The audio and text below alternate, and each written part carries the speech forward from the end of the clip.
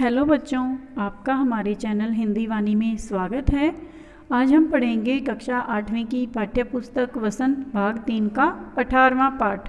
पाठ का नाम है टोपी तथा इस पाठ के लेखक संजय जी हैं। आइए हम पाठ शुरू करते हैं। यह एक कहानी है।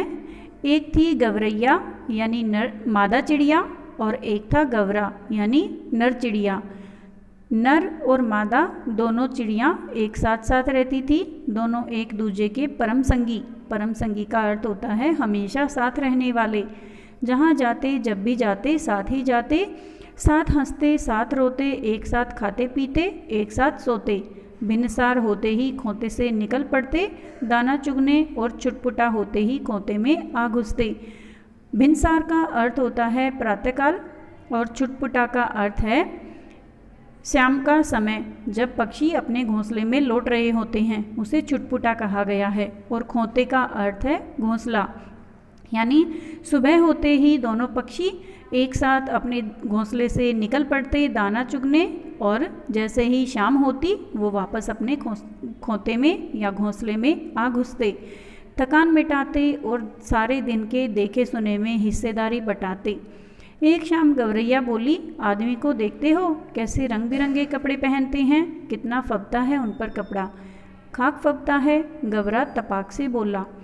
कपड़ा पहन लेने के बाद तो आदमी और बदसूरत लगने लगता है आज लटजीरा चुग गए हो। लटजीरा एक पौधे का नाम है जिस पर छोटे छोटे दाने होते हैं। गवरैया बोल पड़ी कि शायद तुमने आज लटजीरा खा लिया है। कपड़े पहन लेने के बाद तो आदमी की कुदरती खूबसूरती ढक जो जाती है। गवरा बोला, अब तू ही सोच, अभी तो तेरी सुघड़ काया का एक एक कटाव मेरे सामने है।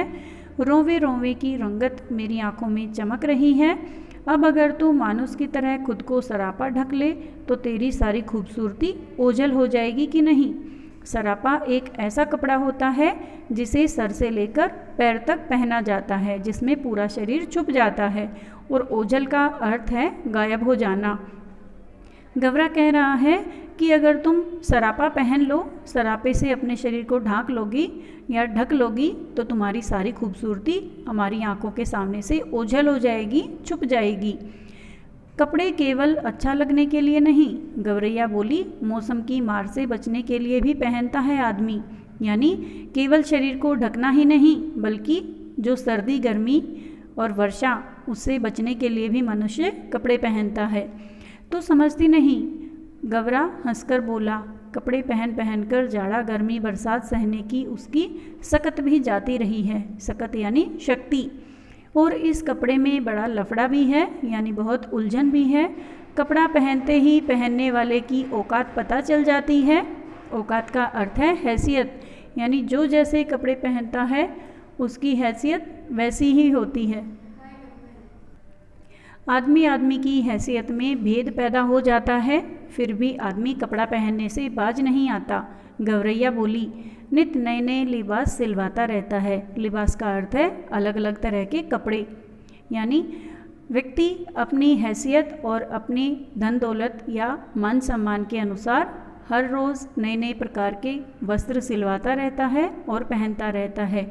यह निरा पोंगापन है। गवरा बोला, आदमी तो लिबास से फ़कत लाज ही नहीं ढकता, हाथ पैर जो चलने फिरने काम करने के वास्ते हैं उन्हें भी दस्ताने और मोजे से ढक लेता है। सिर पर लटे हैं उन्हें भी टोपी से ढक लेता है। अपन तो ऐसे ही भले, अपन तो नंगे ही भले, यानी हमें कपड़ों की ज़रूरत नहीं है। उनके सिर पर टोपी कितनी अच्छी लगती है। गवरैया बोली, मेरा भी मन टोपी पहनने का करता है। टोपी तो पाएगी कहाँ से, गवरा बोला। टोपी तो आदमियों का राजा पहनता है। जानती है एक टोपी के लिए कितनों का टाट उलट जाता है, यानी लोगों में कितनी मारामारी होती है।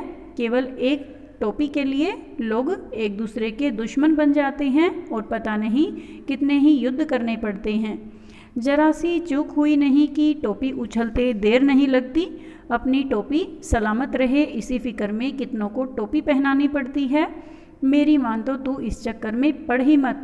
गवरा था तनिक समझदार, इसलिए शक्की, जबकि गवरैया थी ज़िद्दी और धुन की पक्की। ठान लिया सो ठान लिया, उसको ही जीवन का लक्ष्य मान लिया। कहा गया है जहाँ चाह वहीं राह। मामूल के मुताबिक दोनों अगले दिन घूरे पर चुगने निकले, यानी दोनों नर और मादा चिड़िया दाना चुगने निकले। चुगते चुगते उसे रुई का एक फाहा मिला। फाहा यानी रुई का एक छोटा सा गोला। मिल गया मिल गया मिल गया। गवरैया खुशी के मारे घूरे पर लौटने लगी, यानी जब मादा चिड़िया ने रुई का फाहा ले लिया तो वो बहुत खुश हो गई। अरे क्या मिल गया रे? गवरे ने चिहाकर पूछा। मिल गया, टोपी का जुगाड़ मिल गया। गवरैया ने गवरे के सामने रुई का फाहा धर दिया। तेरे जैसा ही एक बावरा और था। गवरा बोला। रास्ता चलते चलते उसे अचानक एक दिन पड़ा हुआ चाबुक मिल गया। चाबुक था बड़ा उम्दा और लचकदार, किसी घुड़सवार के हाथ से छुटकर गिर गया होगा। चाबुक हाथ लगते ही वह बावरा चीखने लगा। चाबुक तो मिल गया, बाकी बचा 3 घोड़ा लगाम जीन। अब ये तीनों तो रास्ते में पड़े मिलने से रहे। सब काम धंधा छोड़ वह बावरा ताउम्र यही रटता रहा। बाकी बचा 3 घोड़ा लगाम जिन। गवरा उसे समझाते हुए बोला, इस रुई के फाहे से लेकर टोपी तक का सफ़र तुझे कुछ अता पता है? कहने का भाव ये है कि नर चिड़िया ने कहा मादा चिड़िया से कि तुम अब इससे टोपी कब और कैसे बनवाओगी? तुम्हें इस बारे में कुछ भी पता नहीं है, कुछ भी जानकारी नहीं है। अब मादा चिड़िया ने कहा, बस देखते जाओ अब कैसे बनती है टोपी। गवरैया रुई का फाहा लिए एक दुनिया के पास चली गई और बड़े मनुहार से यानी प्यार से बोली, दुनिया भैया इस रुई के फाहे को धुन दो। दुनिया बेचारा बूढ़ा था, जाड़े का मौसम था। उसके तन पर वर्षों पुरानी तार तार हो चुकी एक मिर्जई पड़ी हुई थी। वह कांपते हुए बोला, तू जाती है कि नहीं? देखती नहीं, अभी मुझे राजा जी के लिए रजाई बनानी है। एक तो यहाँ का राजा ऐसा है जो चाम का दाम चलाता है, ऊपर से तू आ गई फोकट की रुई धुनवाने। फोकट का अर्थ है मुफ्त यानी फ्री। उज्र न करो भैया। गवरैया बोली, मैं तुम्हें पूरी उजरत दूंगी, यानी इसके बदले तुम्हें पूरे पैसे दूंगी या इसके बदले में कुछ दूंगी। इसे धुन दो भैया, आधा तू ले ले, आधा मैं ले लूँगी। दुनिया को अपनी ज़िंदगी में आज तक इतनी खरी मजूरी कभी न मिली थी। 16 आने में 8 आने मजूरी, यानी उसके लिए यह एक फ़ायदे का सौदा था। तो इसके लिए सपना थी। वह झट से तैयार हो गया। घर चों उसकी तांती बज उठी। उसने बड़े मन से रुई धुनी। लो इसमें से आधा दुनिया ने ले लिया और आधा गवरैया ने। इससे उत्साहित गवरैया एक कोरी के यहाँ चले गए और कहने लगे, कोरी भैया इस धुनी हुई रुई से सूत काट दो। कोरी की कमर झुकी हुई थी। उसने बदन पर धजी हो चुका एक दुस्सा डाल रखा था। वह बड़ी अनिच्छा से बोला, तुम लोग यहाँ से भागते हो कि नहीं? देखते नहीं, अभी मुझे राजा जी के अचकन के लिए सूत काटने हैं। मुझे फुर्सत नहीं है मुफ्त में मल्लार गाने की। भैया इस मुल्क में सब काम क्या राजा जी के लिए ही होता है? गवरैया अचरज से बोली, तो किस मुल्क से आई है? मुल्क यानी कौन से देश से आई है, कौन से राज्य से आई है? कोरी ने उसे आंख पर देखा, यानी ध्यान से देखा। जानती नहीं, यहाँ का चलन खट मरे वर्धा बैठ खाए तुरंग। यहाँ सब कुछ काम राजा जी के नाम पर ही और राजा जी के लिए ही होता है। राजा जी के लघुए भगुए भी तो बहुत हैं, यानी राजा की खुशामद करने के लिए, उसकी सेवा करने के लिए जो लोग हैं वो बहुत सारे हैं। इसी में उनका भी काम होता है, यानी राजा की चाकरी करने वाले, राजा की सेवा करने वाले लोगों का काम भी उसे ही करना होता है। मुकरो मत भैया, हम तुम्हें माकूल मुआवजा देंगे। गवरैया बोल पड़ी, इसे काट दो, आधा तुम ले लो, आधा मैं ले लूँगी। कोरी भी तैयार हो गया। इतनी वाजिब मजूरी पर काम न करना मूर्खता होगी। तन्न करके उसकी तकली चरखी ताता थैया करने लगी। काफ़ी महीन और लच्छेदार सूत काट दिए उसने। कदम कदम पर मिलते कारीगरों के सहयोग ने गवरैया को आगे बढ़ने पर उकसा दिया। इसके बाद वे दोनों एक बुनकर के पास गए और इसरार करने लगे, बुनकर भैया इस कते सूत से कपड़ा बुन दो। बुनकर उन्हें अगबग होकर देखने लगा, यानी हैरान होकर देखने लगा और कहा, हटते हो कि नहीं यहाँ से? देखते नहीं, अभी मुझे राजा जी के लिए बागा बुनना है। अभी थोड़ी देर बाद ही राजा जी के कारिंदे यानी राजा जी के जो लोग हैं वो हाजिर हो जाएंगे, मेरे पास आ जाएंगे। साव करे भाव तो चबाव करे चाकर, यानी यदि मैंने ये काम नहीं किया तो मेरी खैर नहीं। इतना कहकर बुनकर अपने काम में मशगूल हो गया, अपने काम में व्यस्त हो गया। मशगूल का अर्थ है व्यस्त। इसे बुन दे भैया, गवरैया ने साहस संजोकर कहा, यानी थोड़ी हिम्मत करके गवरैया ने फिर से कहा कि इसे बुन दो भैया, हम सेंत मेंत का काम नहीं करवाते, इसे बुन दे और आधा तू ले ले, आधा हम ले लेंगे। बुनकर ने देखा कि सौदा बुरा नहीं है, वह तैयार हो गया। सूत अपनी ओर खींचकर ताना बाना पसार दिया, उसका करघा चलने लगा, ढरकी ढुलकने लगी। थोड़ी ही देर में उसने काफ़ी गफश और दबीस कपड़ा बुन दिया। आधा उसने ले लिया और आधा इन्होंने, यानी नर और मादा चिड़े चिड़िया ने। गवरैया ने 3/4 मंजिल मार ली थी। कपड़ा लिए दिए वह एक दर्जी के पास जा पहुंची और बोली, दर्जी भैया इसकी टोपी सिल दो। खिसकती हो कि नहीं यहाँ से? दर्जी रोष यानी गुस्से से बोला, देखते नहीं राजा जी की 7वीं रानी से 9 बेटियों के बाद 10वां बेटा पैदा हुआ है। अब उस 10 रतन के लिए मुझे ढेरों झब्बे सिलने हैं। दर्जी ने माथे का पसीना पोंछते हुए ठंडी आह भरी, कुछ देना न लेना, माथे भर पसीना।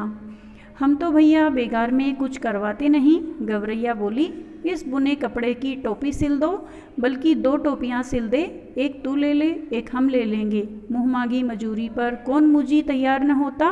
कच्च कच्च उसकी कैंची चल उठी और चूहे की तरह सर्र सर्र उसकी सुई कपड़े के भीतर बाहर होने लगी, यानी अब दर्जी ने चिड़िया की टोपी सिलनी शुरू कर दी। बड़े मनोयोग से उसने 2 टोपियाँ सिल दी। खुश होकर दर्जी ने अपनी ओर से उस टोपी पर 5 फुंदने भी जड़ दिए। फुंदने वाली टोपी पहनकर तो गवरैया जैसे आपे में न रही, 1.5 टांग पर ही लगी नाचने, फुदफुदाने, फुदक फुदक कर गवरे को दिखाने। यानी इस प्रकार की टोपी पाकर अब मादा चिड़िया बहुत अधिक प्रसन्न हो गई और नाच नाच कर दिखाने लगी नर चिड़े को, देख मेरी टोपी सबसे निराली, 5 फुंदने वाली। वाकई तू तो रानी लग रही है। गवरे को भी आखिरकार कहना पड़ा, रानी नहीं राजा कहो मेरे राजा। गवरैया ऊंचा उड़ने लगी, अब कौन राजा मेरा मुकाबला करेगा। टोपी पहनते ही उसके मन में एक नए हुलस ने जोर मारा कि क्यों न इस मुल्क के राजा का भी एक बार जायजा लिया जाए, जिसके लिए इतने सारे काम होते हैं। यानी अब चिड़िया के मन में यह इच्छा जागी कि क्यों न राजा को भी देख लिया जाए, उसकी टोपी कैसी है। उड़ते उड़ते वह राजा के महल के कंगूरे पर जा बैठी। उसी वक्त राजा अपने चौबारे पर टहलुओं से खुली धूप में फुलेल की मालिश करवा रहा था। राजा उस वक्त अधनंगा बदन और नंगे सिर था। एक टहलुआ सिर पर चंपी कर रहा था, यानी मालिश कर रहा था, तो दूसरा हाथ पांव की उंगलियां फोड़ रहा था, तो तीसरा पीठ पर मुक्की मार रहा था, तो चौथा पिंडली पर गुद्दी काट रहा था।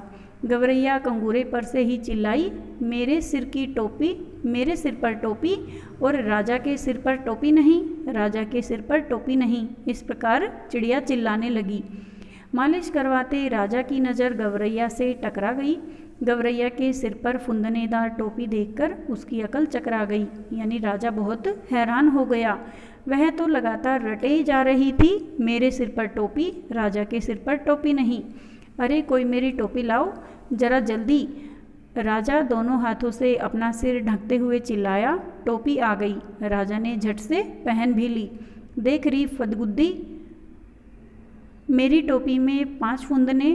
गवरैया ने अब दूसरा ही राग अलापना शुरू कर दिया। राजा की टोपी में एक भी नहीं, मेरी टोपी में 5 फुंदने, राजा की टोपी में फुंदने नहीं। यानी चिड़िया ने इस प्रकार की बातें कहकर राजा को चिढ़ाना शुरू कर दिया। राजा को बेहद हेठी महसूस हुई। इस मुल्क के महाबली राजा के सामने एक चिड़िया की यह मजाल। राजा को अपना अपमान महसूस हुआ। वह बुरी तरह बिगड़ गया। इस फदगुद्दी की गर्दन मसल दो, पखने यानी इसके पंख नोच लो। सिपाहियों, देर न करो। इस प्रकार उसने अपने सिपाहियों को आज्ञा दी। क्षमा करें महाराज, मंत्री ने हाथ जोड़ दिए। मच्छर मारकर हाथ क्यों गंदा करना, अपने आप चली जाएगी। तब राजा सिपाहियों से बोला, यह ऐसे नहीं मानेगी, इसकी टोपी छीन ले आओ, मैं उसे पैरों से ठोकर मारूंगा। एक सिपाही ने गुलेल मारकर गवरैया की टोपी नीचे गिरा दी तो दूसरे सिपाही ने झट वह टोपी लपक ली और राजा के सामने पेश कर दी। राजा टोपी को पैरों से मसलने ही जा रहा था कि उसकी खूबसूरती देखकर दंग रह गया। कारीगरी के इस नायाब नमूने को देखकर वह जड़ हो गया और राजा ने सोचा, मेरे राज में मेरे सिवा इतनी खूबसूरत टोपी दूसरे के पास कैसे पहुंची। सोचते हुए राजा उसे उलट पलट कर देखने लगा। इतनी नगीना टोपी इस मुल्क में बनाई किसने। राजा के मन में ख्याल आया, अब तो उस हुनरमंद कारीगर की खोज होने लगी। राजा चाहे और पता न चले, यानी राजा ने उस कारीगर की खोज करनी चाहिए जिसने इस प्रकार की सुंदर टोपी बनाई। गिरते पड़ते दर्जी हाजिर हुआ और बोला, दुहाई अन्नदाता, इतनी बढ़िया टोपी तुमने कभी हमारे लिए क्यों नहीं बनाई। मेघों की गड़गड़ाहट की मानिंद राजा की आवाज़ निकली, यानी राजा ने बादलों की आवाज़ की तरह गड़गड़ाहट करके बोला, दुहाई अन्नदाता, हमें दुहाई नहीं, वजह बताओ। कपड़ा बहुत उम्दा था सरकार, एकदम गफश और दबीज। ऐसा उम्दा कपड़ा किसने बुना। नाग की मानिंद राजा फूंक मारकर कहने लगा। गिरते पड़ते बुनकर हाजिर हुआ, माफ़ी बख्शें सरकार, माफ़ी नहीं, वजह बताओ। सूत बड़ा उम्दा था सरकार, एकदम महीन और लच्छेदार। इतना महीन सूत किसने काता। शेर की मानिंद राजा ने दहाड़ मारी। मानिंद का अर्थ होता है तरह, यानी शेर की तरह राजा ने दहाड़ मारी। गिरते पड़ते कोरी हाजिर हुआ, जान बख्शे महाराज, जान नहीं, वजह बताओ। रुई बड़ी बेहतरीन थी सरकार, एकदम बादलों की तरह धुनी हुई। इतनी बेहतरीन रुई किसने धुनी। बिजली की तरह राजा की आवाज़ कड़की। हाँफते छाती पीटते दुनिया हाजिर हुआ, बोला, क्षमा अन्नदाता, क्षमा नहीं, वजह बताओ। राजा गुस्से से कांप रहा था। तुम चारों ने मिलकर इस गवरैया का काम किया, हमारे लिए आज तक ऐसा काम क्यों नहीं किया। आपके लिए भी किया है सरकार, दुनिया ने ज़मीन पर लेटकर कहा। आगे भी आपके लिए करेंगे सरकार। हमारे लिए अब तक जो काम हुआ है उसमें इतनी नफासत, यानी इतनी बारीकी और इतनी बेहतरीन तरीके से क्यों नहीं किया। यह जो तुम हमारे लिए काम करते थे वो इतने मन लगाकर इतनी अच्छी तरीके से क्यों नहीं किया था। अभय दान दें तो बोलूं सरकार। दुनिया बोला, चलो दिया। राजा बोले, अब बताओ महाराज, इस गवरैया ने जो भी काम करवाया उसमें आधा हिस्सा दे देती थी। जिसके पास बहुत कुछ है वह कुछ भी नहीं देता, और इसके पास कुछ भी नहीं था फिर भी यह आधा दे देती थी। इसलिए इसके काम में अपने आप नफासत आती गई। सरकार, दुनिया दंडवत पर दंडवत किए जा रहा था, यानी अपनी बात कहने के साथ ही वह राजा के सामने अपना सर झुका रहा था और माफ़ी मांग रहा था। देख ले राजा, आँख में उंगली डालकर देख ले, इसके लिए पूरे मोल चुकाए हैं, बेगार की नहीं है यह।